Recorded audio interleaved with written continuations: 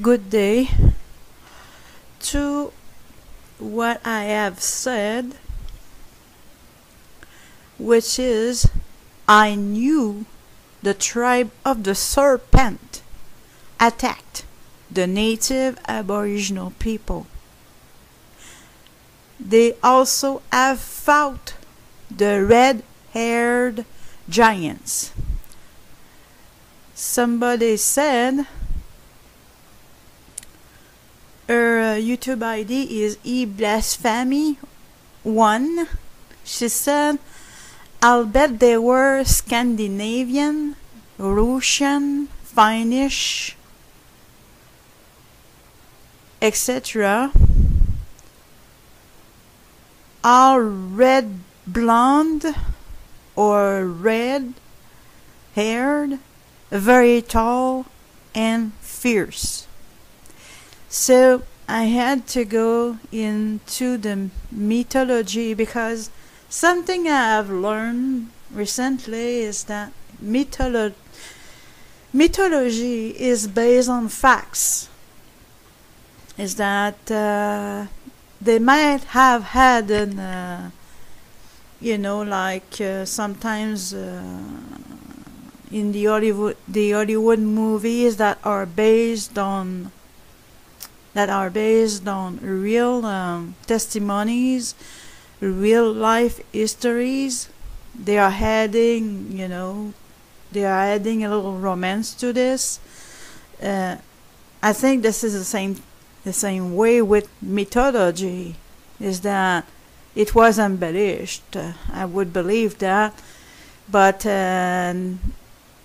nevertheless, I have found with my researches that mythology is based on facts.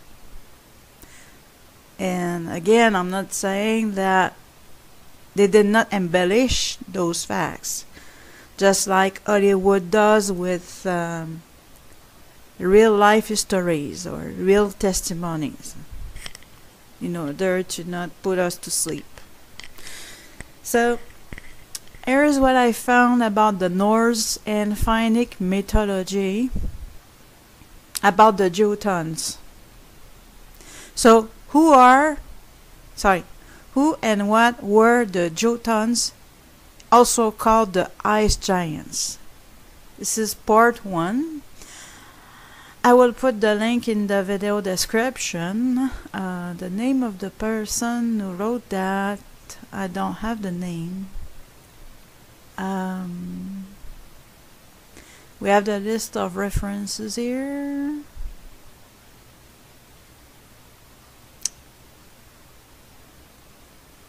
The name is not mentioned, but I will put the link in the video description so that there is no misunderstanding that I'm not the one who wrote that. And I'm just reading, okay? Because I don't pretend to know everything under the sun, and I don't know much about the Jotuns. So here we go. We're going to read this. The Nordic giants, common misconceptions and corrections. When Norse mythology is perused in folkloric studies or in other accounts, usually the concentration lies on the deeds of the Aesir, among whom are, for instance, the popular Odin and Thor. Some of the less well-known branches of the Nordic sagas are the stories about the Jotuns, also called the Ice or Frost giants. This underappreciated folklore may be often neglected simply because, from the Middle Ages on, giants have usually been depicted as dumb, boorish creatures with little interest to anything else than bashing one another with clubs and eating peasants. In modern fantasy literature, the situation remains the same. When J.K. Rowling's Harry Potter series slowly hinted that giants would step into the picture. I nurtured some hopes that the portrayal would be different from the usual cliché. This did not happen. Also, when it comes to Northern European folk stories related to trolls, they usually have at least a minor basis in the Jotun mythos, even if the impressions have become twisted considerably during the centuries. Namely, in the older Norse sagas, the nature of the Jotuns is quite different from the modern view. So, what were those Jotuns like, if not lumpy trolls with brains the size of half of a ping pong ball?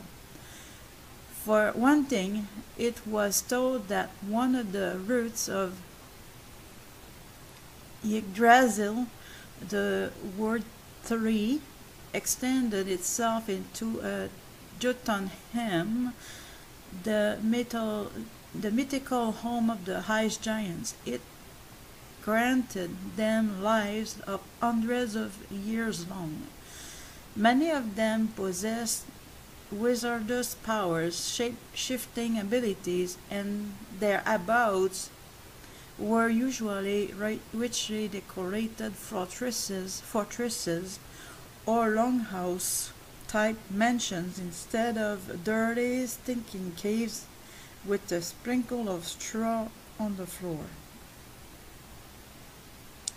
Despite their vast size, such adjectives as ugly were not all that often associated with them. Also, as the oldest beings of the universe, they had great amounts of knowledge and wisdom. The astute Mimir, from whom Odin acquired supreme wisdom by drinking from his well, was a Jotun. Another example of a sage-like giant is, I don't know how to pronounce that, Wafprodnir. Sorry for the mispronunciation. The link will be posted. With whom Odin had a battle of wits. Wafprodnismal recounts of the following.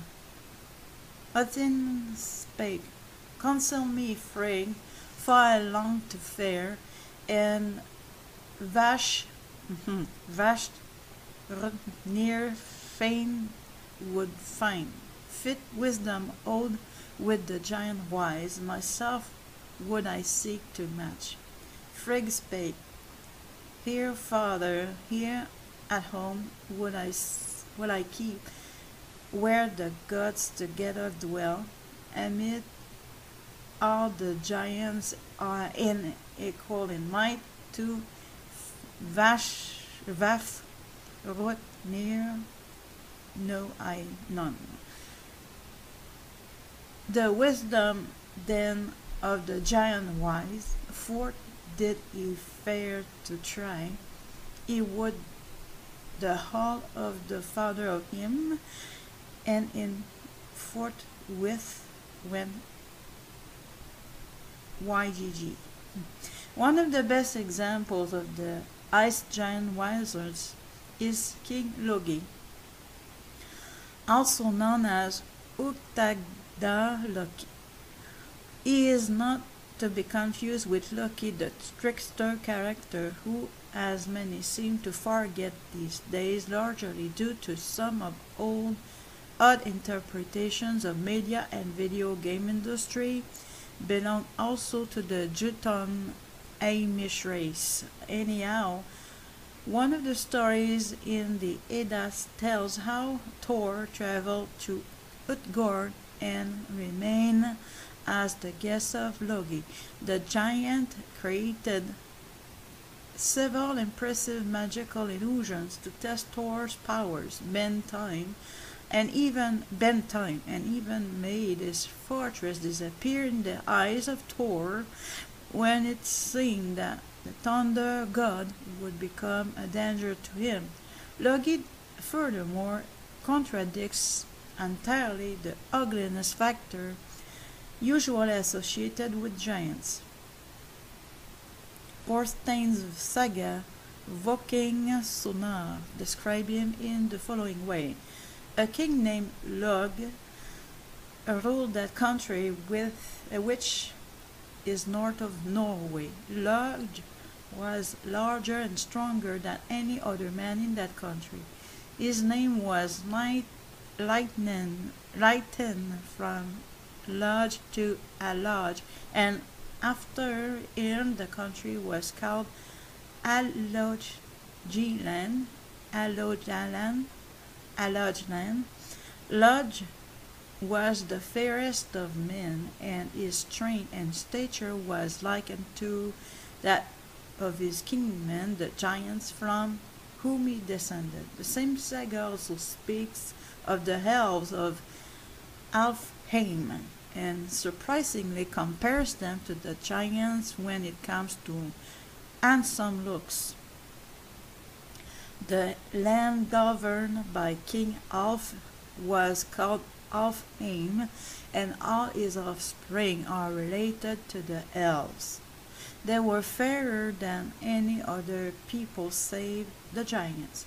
Quite a few belonging to the Asir also had giantess wives and otherwise hordes of bastards with them. Freyr fell in love with the first sight of Gigor, the daughter of the giant Gymir, and solely because of her beauty. This very factor appears to be one of the major reasons wherefore the male Asir quite commonly bedded giantesses.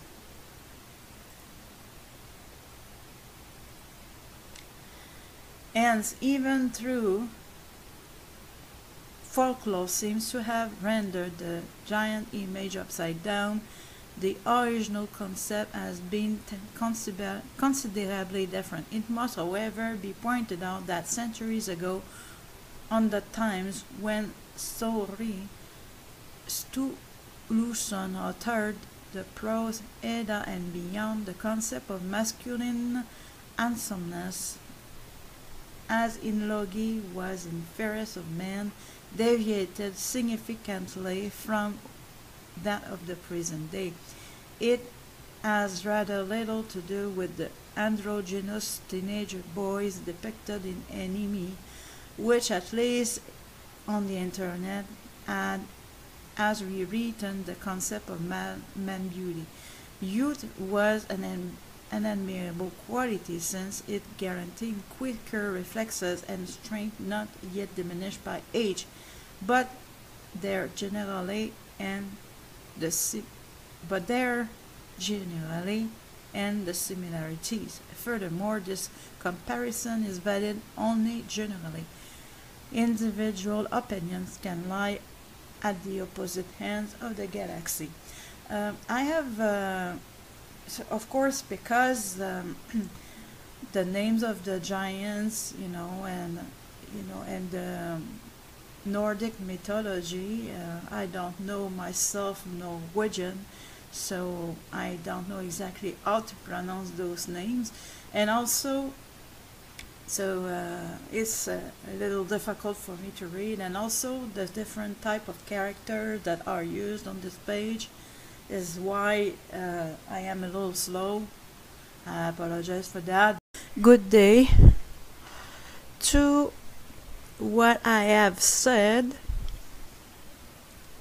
which is, I knew the tribe of the Serpent attacked the native Aboriginal people.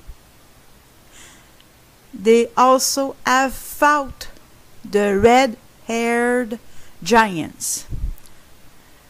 Somebody said, nevertheless, I have found with my researches that mythology is based on facts.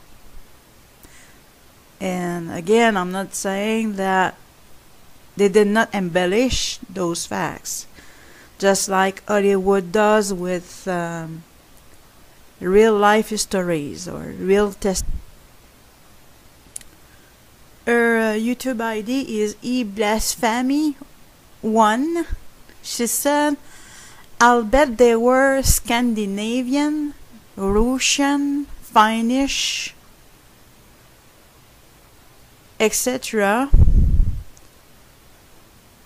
All red blonde or red haired, very tall. The Hollywood movies that are based on real testimonies, real life histories.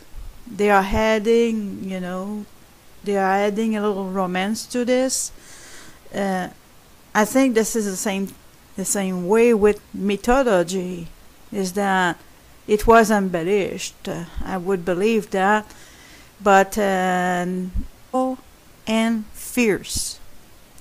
So I had to go into the mythology, because something I have learned recently is that mythology